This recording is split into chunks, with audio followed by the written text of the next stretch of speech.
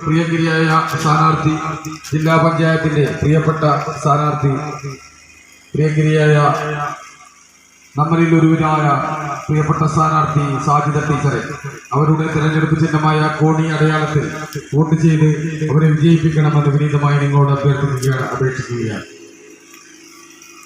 അതോടൊപ്പം തന്നെ നമ്മുടെ ഗ്രാമപഞ്ചായത്തിലേക്ക് മത്സരിക്കുന്ന പ്രിയപ്പെട്ട ഷഹീനെ അവരുടെ തിരഞ്ഞെടുപ്പ് ചിഹ്നമായ കോണി അടയാളത്തിലും വോട്ടുകൾ നൽകി അവരെ വരും ഭൂരിപക്ഷത്തോടുകൂടി വിജയിപ്പിക്കണമേ എന്ന് വിനീതമായി അഭ്യർത്ഥിക്കുകയാണ്.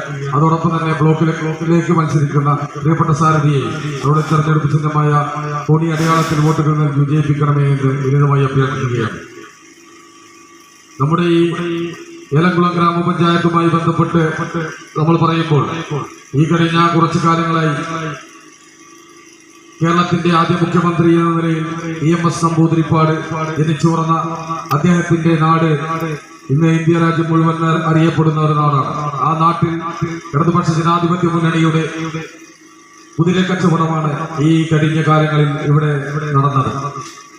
ഇവിടെ UDF സംവിധാനത്തിൽ നടക്കുന്ന ഭരണത്തെ പണച്ചാക്ക് കൊണ്ട് ലക്ഷങ്ങൾ നൽകി വിലക്കെടുത്ത് അവരെ തങ്ങളുടെ ജീവിതത്തിന് വഴങ്ങി ഈ ഭരണസിരാ കേന്ദ്രം തിരിച്ചു പിടിച്ച് നെറികെട്ട രാഷ്ട്രീയം കളിച്ച ഒരു രാഷ്ട്രീയ പ്രസ്ഥാനമാണ് ഇടതുപക്ഷ ജനാധിപത്യ മുന്നണി.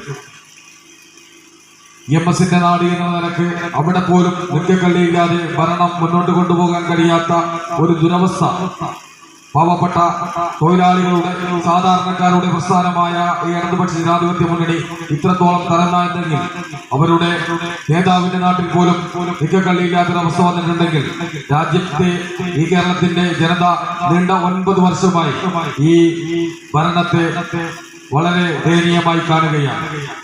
ഓരോ മാർക്സിസ്റ്റ് പാർട്ടിയുടെ അനുഭാവിയെ പോലും നമ്മൾ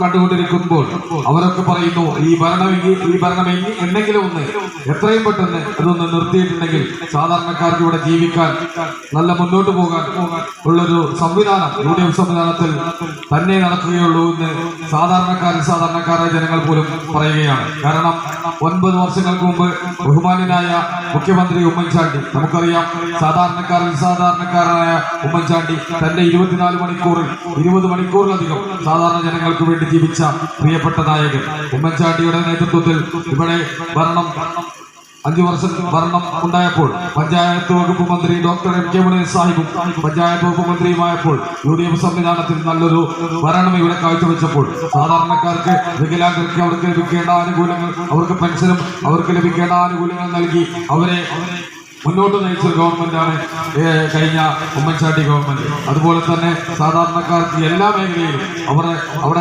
ഉമ്മൻചാണ്ടി ഭരിക്കുന്ന സമയത്ത് പെട്രോൾ ഡീസൽ വില വർധന വന്നപ്പോൾ ആ സെസ് ടാക്സ് ഒഴിവാക്കി കൊടുത്ത ഒരു ഗവൺമെന്റ് ആയിരുന്നു ഈ ഉമ്മൻചാണ്ടിയുടെ ഗവൺമെന്റ്.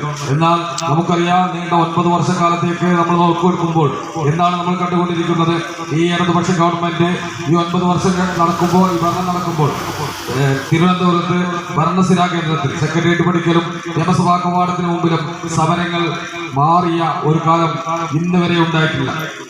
ഏറ്റവും അടിത്തട്ടിൽ പ്രവർത്തിക്കുന്ന, സാധാരണക്കാർക്ക് വേണ്ടി പ്രവർത്തിക്കുന്ന ആശാവർക്കർമാർ മാസങ്ങളോളം ആ സെക്രട്ടേറിയറ്റ് പഠിക്കൽ വെയിലും മഴയും വകവെക്കാതെ സാധാരണക്കാർ അവിടെ അവരുടെ വീടുകളിൽ പോലും തിരിഞ്ഞു നോക്കാൻ കഴിയാതെ ദുരവസ്ഥയിൽ ആശാവർക്കർമാർ മാസങ്ങളോളം സെക്രട്ടേറിയറ്റ് പഠിക്കൽ നടത്തിയ സമരം അവരെ അടിച്ചമർത്താനാണ് ഈ തൊഴിലാളി പ്രസ്ഥാനത്തിന്റെ അപ്പോസ്തലന്മാർ എന്ന് പറയുന്ന ഇടതുപക്ഷ ഗവൺമെന്റ് ചെയ്തത്. അതുപോലെ തന്നെ നമുക്കറിയാം മുസ്ലിം ലീഗ് പാർട്ടിയുടെ ഒരു പോഷകരമായ സ്വർണ്ണ തൊഴിലാളിയുടെ രാഷ്ട്രീയവും 3 ദിവസം തുടർച്ചയായിട്ടാണ്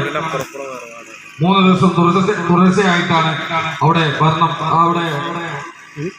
സെക്രട്ടേറിയറ്റ് പഠിക്കൽ സമരം നടത്തിയത്. അതുപോലെ തന്നെ കൃത്യമായി തന്നെ തൊഴിലാളി പ്രസ്ഥാനങ്ങൾക്ക് വേണ്ടി പ്രവർത്തിക്കുന്ന ഒരു ഗവൺമെന്റാണ് ഇവിടെ മുന്നോട്ട് പോയിക്കൊണ്ടിരിക്കുന്നത്. കൃത്യമായി തന്നെ സെക്രട്ടേറിയറ്റ് പഠിക്കൽ നടത്തിയ സമരങ്ങളെ കുറിച്ചും കൃത്യമായി തന്നെ ഞാൻ ഈയിടെയായി മലപ്പുറം കലക്ടറേറ്റ് പഠിക്കൽ ഒന്ന് പോവാനിടയായി. അവിടെ 2 വാർഡാണിത്. അപ്പുറത്ത് ഉഷ മത്സരിക്കുന്നുണ്ട്. ഇത് 2 വാർഡാണ്. അപ്പുറത്ത് ഉഷയാണ്, ഇപ്പുറത്തേക്കാണ് ഷഹീന. കേട്ടില്ലേ? ഒന്ന് പറഞ്ഞോളൂ. ഉഷൻ്റെ കൊട അതോടൊപ്പം തന്നെ ഈ മേഖലയിൽ നിന്ന് മത്സരിക്കുന്ന പ്രിയപ്പെട്ട ഉഷ അവരുടെ തെരഞ്ഞെടുപ്പ് ചിഹ്നമായ കുട അടയാളത്തിലും അവരെ വിജയിപ്പിക്കണമെന്ന് കൂടി ഈ സമയത്ത് ഉണർത്തുകയാണ്.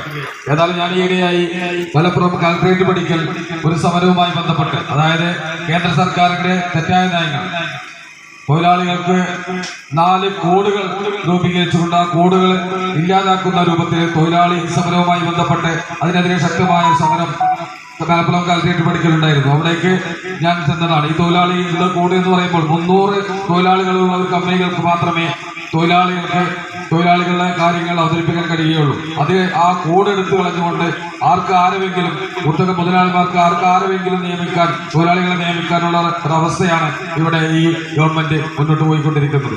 അതിനെതിരെ ശക്തമായ പ്രതിഷേധത്തിന് STU കളക്ടറേറ്റ് പഠിക്കാൻ നടന്ന സമരത്തിനാണ് ഞാൻ അവിടെ എത്തിയത്. അവിടെ എത്തിയപ്പോൾ അവിടെ ഒരു സത്യഗ്രഹ സമരപന്തൽ സന്ദർശിക്കാനിടയിൽ നീണ്ട 900 ദിവസങ്ങളോളം 860-ലധികം 900 ദിവസങ്ങളോളമായി അവിടെ സമരം നടത്തുകയാണ്. സത്യഗ്രഹ സമരം എന്താണ്? മയക്കുമരുന്നിനെതിരെ ശക്തമായ ഒരു പ്രതിഷേധമാണ് അവിടെ മലപ്പുറം കളക്ടറേറ്റ് പഠിക്കാൻ നടക്കുന്നത്. മദ്യ നിരോധന സമിതി, കേരളത്തിന്റെ മദ്യ നിരോധന സമിതി അവിടെ ഒരു പരിപാടിയാണ് അവിടെ നടന്നുകൊണ്ടിരിക്കുന്നത്. 38 ബാറുകൾ ഒരു കേരള ഗവൺമെന്റാണ് ഈ ഭരണം മുന്നോട്ട് കൊണ്ടുപോയി അങ്ങോട്ട് പോകും. നല്ല മദ്യഷാപ്പുകൾ അവിടെ മദ്യഷാപ്പുകൾ